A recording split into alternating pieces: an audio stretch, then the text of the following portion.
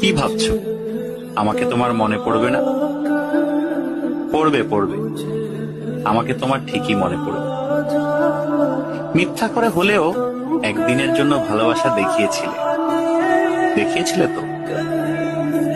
মিথ্যে করে হলেও কাছে তো এসেছিলে, কি এসেছিলে না?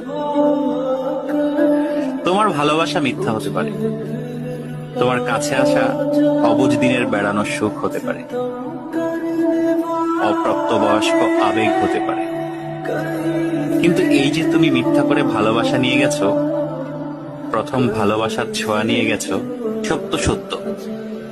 এসব সত্যের পাঁচিলে একদিন ঠেকে যাবে তুমি। তখন দেখো ঠিকই মনে পড়বে আমাকে।